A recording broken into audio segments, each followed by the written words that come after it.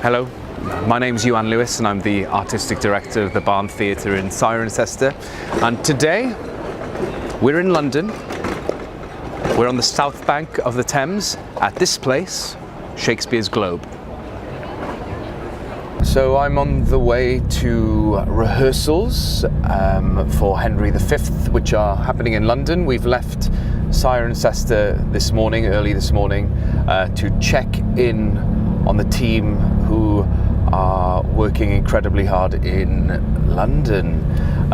We're already stuck in traffic on the way into London. Nothing changes there. And actually, to be honest, the traffic was probably worse in Cirencester. It's only 3 weeks, I think, until Henry V opens at the Barn Theatre, and this is the first time that we've ever put on a Shakespeare. And it's kind of interesting from my perspective, putting that into our programming, because there's this whole debate that's going on at the moment on whether Shakespeare and classic texts are still relevant to a modern audience. And that's kind of the journey that I want to go on the next couple of weeks, talking to really interesting people who know a lot or don't know a lot about Shakespeare. I'm not going to sit here and pretend like I know loads about Shakespeare, because I don't. I like Shakespeare a lot. I've had some amazing times in the theatre. I really enjoyed studying it at school. But I want to find out whether I actually represent the cross-section of the community in Cirencester and the surrounding areas and the rest of the UK. Do people actually care? Do they give a shit about Shakespeare? That's the context of what we're trying to achieve here. Probably would have been better if I'd have done this research before deciding to put on the show. But better late than never, and we'll see how it goes. This is it's going to be fun, and the plans that I've heard from Hal, the director, and what we've conceived for this show are really exciting.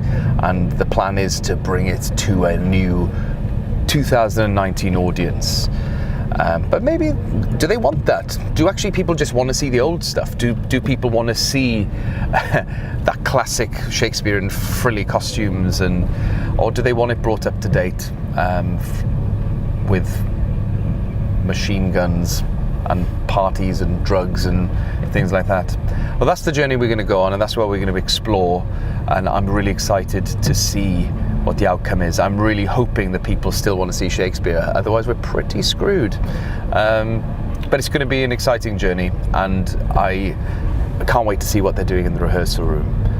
And then later on today, we are going to check out some Shakespeare hotspots and speak to a couple of mates from the industry, directors and other creatives who have strong opinions to and for why Shakespeare is or isn't relevant for a modern audience.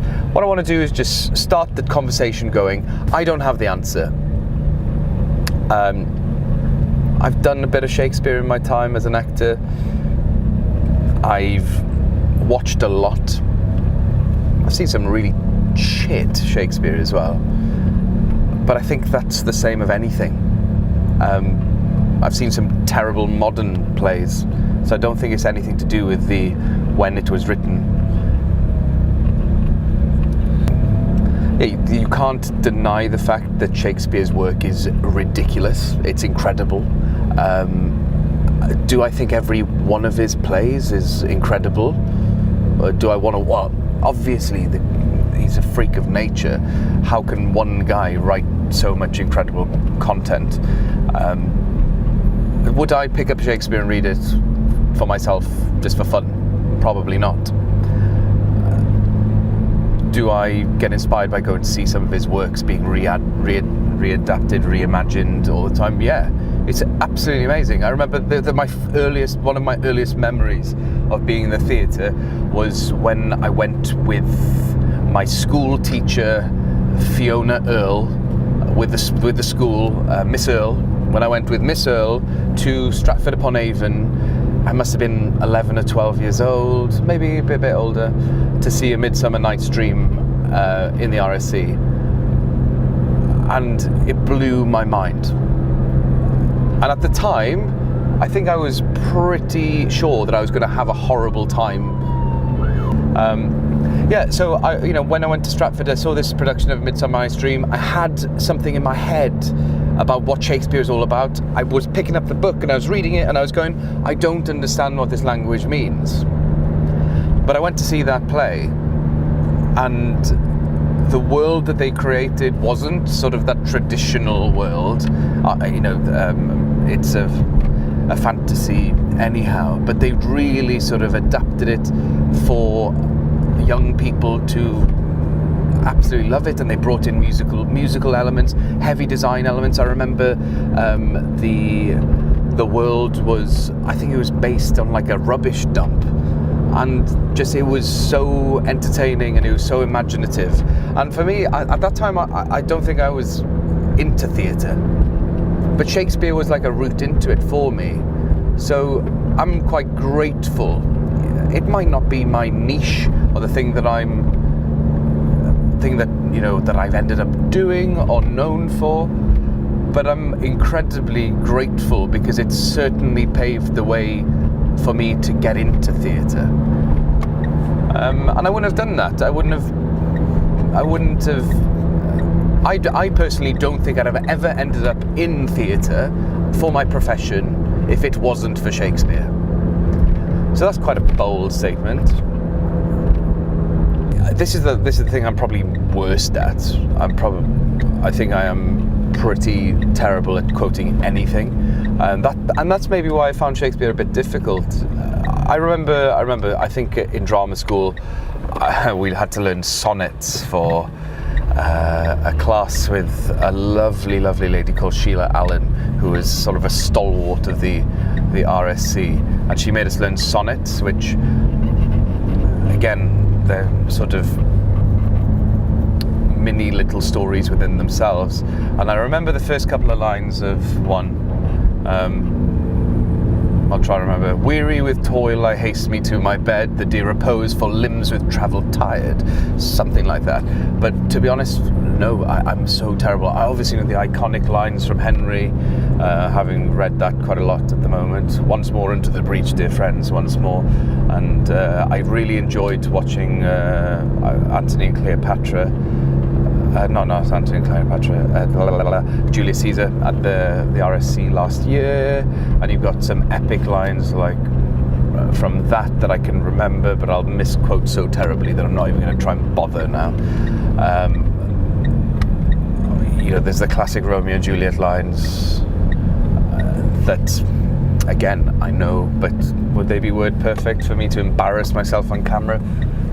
I think I'm just going to leave the pros that I'm going to be speaking to quote him. My goal is to sort of find out find the answer to the question, really, which is Shakespeare relevant in today's day and age? And we know we're only going to scratch the surface with it, but I think I can, I want to speak to the people who are performing Shakespeare, the people who want to put on Shakespeare. I want to speak to the people who would be the audience. Is there a hint of sort of snobbery and elitism in theatre that we are almost forcing people to like Shakespeare because, yes, he's Britain's greatest ever playwright? There's no doubting that. He's got that. He's got a whole town dedicated to him. He's got theatres that are based around him. But do people actually want it? And that's kind of my job as artistic director for my community anyway, to give the people what they want. Well, they're getting it whether they like it or not with Henry V. Henry V, funnily enough, Henry V was the first Shakespeare that I studied in depth. I had a teacher called Miss Smith at school she was a bit bonkers herself, but she taught it so well that I really engaged with it. And I remember loving sort of the inspiring big speeches, and I remember watching the Kenneth Branagh film of Henry V and thinking he was a bit of a legend. And I kind of love the story of the coming of age from Hal to King Henry, and finding that quite inspiring. I genuinely think it's my favourite Shakespeare, or one of my favourite Shakespeares. It's not sort of most people's favourite Shakespeares, but I guess it's the one that I relate to the most, and I've got really fond memories of it. And I feel like right now, in this day and age, it's so relevant. It has been known to do really well during times of war. Famously, Laurence Olivier's film was around the time of the Second World War, which was, I can totally understand there's some rousing speeches, but I feel like the debate of royalty and who are the leaders in society today, and that sort of pragmatic leadership to the point of, he's brutal, absolutely brutal. It just brings up some really poignant themes and ideas, which I think will be really interesting to explore right now, the time of Brexit, the time of Donald Trump. We have such political uncertainty, not just on a domestic level, but internationally. And I think Henry sort of starts prodding society, starts prodding people's political opinions. And we're in the heart of the Cotswolds, where it is a bit of a political spectrum. And I think it'll just be an interesting story to reoxygenate and see what comes out the other end. And I know Hal, who's directing it, he's perfect for it. He's got a really interesting take on it, and his work's going to be pretty incredible. So I'm really excited by it. If you ask me whether I think it's going to be a super hit, I couldn't tell you. I hope so. But what we've got to do is teach everyone, and this maybe is the goal, to teach everyone that actually Shakespeare isn't scary. It is for everyone, and you shouldn't be afraid of the language. That the language is just our language, but old. Just our language, but back in the day. So, within 5 minutes, you sort of adapt. Your ear sort of tunes into the way they're speaking, and what maybe we lack in sort of understanding of the language. I know that Hal is going to make it so easy to consume and to understand the story and to enjoy it. It's going to be hopefully relating to an audience that's not just in it for who are like academics, but people who love Game of Thrones, people who watch Netflix TV series, people who watch sort of big combat dramas or whatever it may be. This version of this play is for you. So hopefully that's what's going to come across. Favourite Shakespeare actor? Well, I guess, like, especially when it comes to Henry, the two versions that I know intimately are Kenneth Branagh and Laurence Olivier. So I can't really sort of go against those two. That's kind of an obvious choice, but I'm not going to lie and pretend I know this really quirky actor who has done one Shakespeare somewhere back in the day. Kenneth Branagh, he's a ledge. Anyone in particular you want to talk to about this? I want to talk to Ian McKellen. I want to talk to Sir Patrick Stewart, because they've sort of they love this stuff, and I want to know why.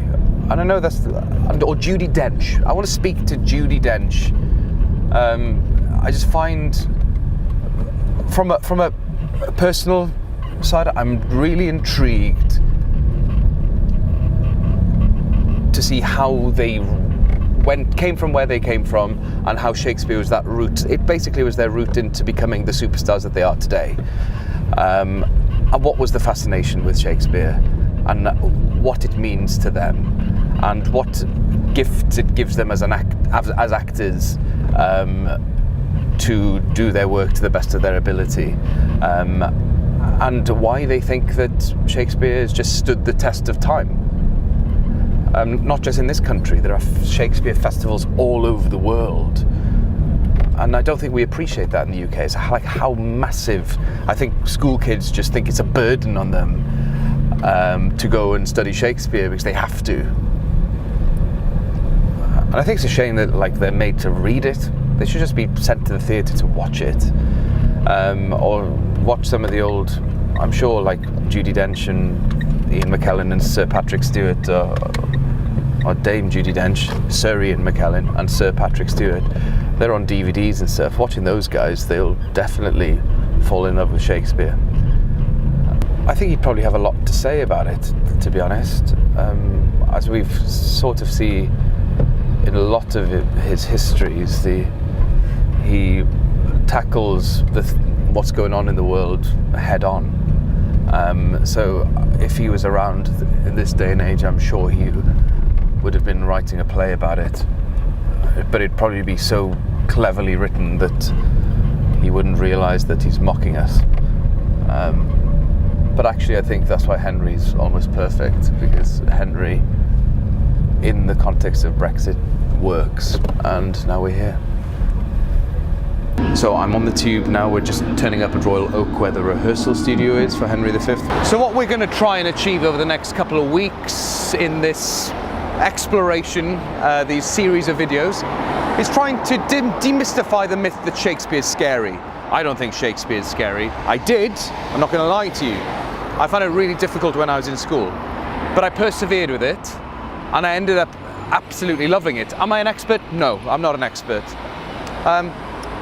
But I love it so much so that I'm putting my own reputation on the line as an artistic director to program it for an audience that's probably not well versed in Shakespeare.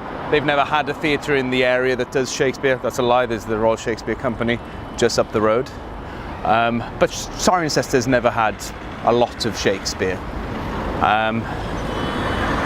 But what we're going to find out is whether people really want it, and that's what we want to find out. Is it still relevant for young people?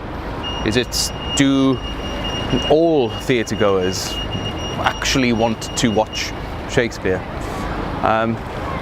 We're just passing a school. I wonder if these kids, what their first thought is when somebody says the word Shakespeare.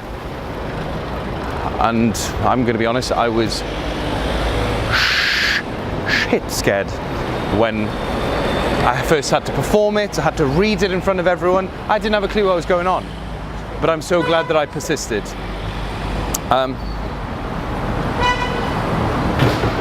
Right, we're coming up, just up the road here is the rehearsal rooms. We're going to check in on the team and see how they're doing, and maybe we can grab a chat with a few of them. It was really interesting the other day that I put a poll out on my Instagram. It's quite simple on Instagram stories. Is Shakespeare still relevant to a modern audience? Yes or no? It came back 90% still thought that Shakespeare is relevant. Yes, my cross-section of people who are on my Instagram, they're probably friends or contemporaries, probably theatrical. So it's not really fair. But there's a lot of people on there that I didn't know. So that's kind of a testing the water. Let's see if we can widen the amount of people we talk to. Let's speak to the everyman, the everywoman, and see whether there's still an appetite for the bard.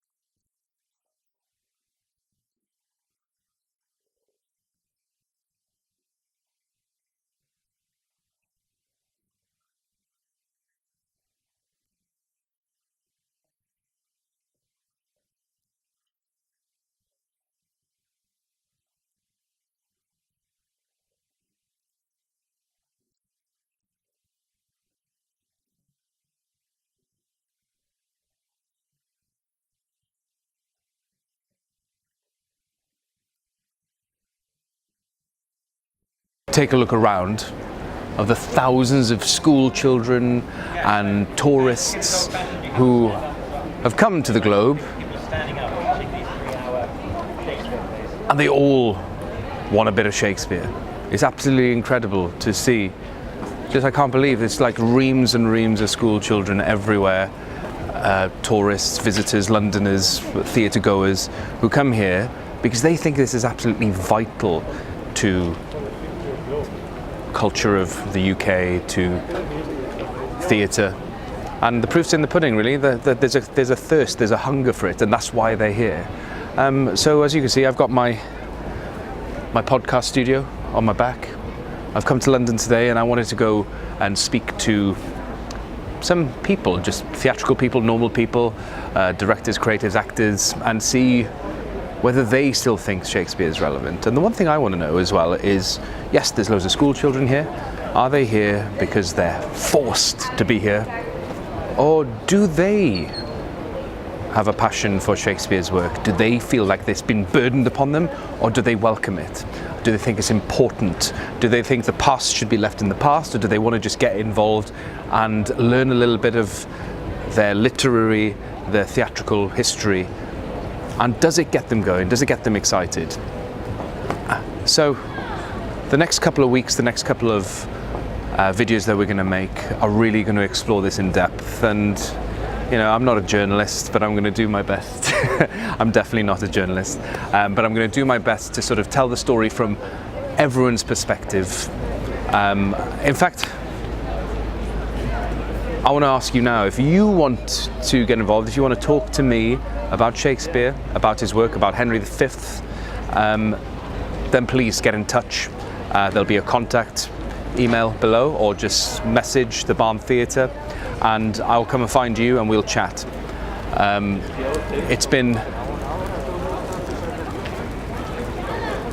I think, So why we're sort of doing this exploration is because the Barn Theatre is about to put on its first Shakespeare play. We've never done it before. It's a big one. We've wanted to totally reimagine one of Shakespeare's classic histories, Henry V, and make it relevant to today, make it relevant to our audiences. This place is quite a traditional place. It is known for doing its Shakespeare's in a traditional manner. I don't think until the tenure of the last artistic director, it didn't use electricity, didn't... let me go back on that. Is it all still connected, all coming through? I'm not going to go into that sort of depth. I don't think it needs a broad stroke. So, the mission is to find out whether Shakespeare is still relevant to today's modern audiences. I think I know what the answer is, but maybe I'm not representative of everyone out there. So we're going to go on a journey, we're going to meet a load of people, and we're going to find out from the people themselves, from the audiences, from the people who work in it, from the actors, and find out whether I've made the right decision in putting on a Shakespeare at the Barn Theatre. I was on social media the other day, I was on Twitter, and something popped up, somebody tagged me in a tweet saying, "Have you seen this?" And it was Good Morning Britain. And the debate was happening whether Shakespeare was still relevant in schools. And that got me thinking that we're about to put on a Shakespeare play in Cirencester, and I'm going to put my hands up. I am no Shakespeare expert. I love going to see Shakespeare's. Would I read it? I struggle to understand a lot of Shakespeare, but this place seems to be thriving off Shakespeare and the classic plays that it puts on. Unbelievable, thousands and thousands of people here on the South Bank, school children, so it seems to be doing all right. So I want to start the debate, or continue the debate, whether Shakespeare is still relevant today. I want to continue the debate whether Shakespeare is still relevant to today's modern audiences, to school children. Are they forced to do it? Is it important that we keep it part of the school syllabus? All these things we're going to be discussing over the next couple of weeks. If you want to join the debate, please let me know. I would love to chat to as many people as possible who have strong opinions for or against. There's no right answer. So I look forward to continuing this investigation. I'm an investigative journalist for the first time in my life. So here we are. I'm going to check out this place because they seem to have got it pretty right. And that's it from me.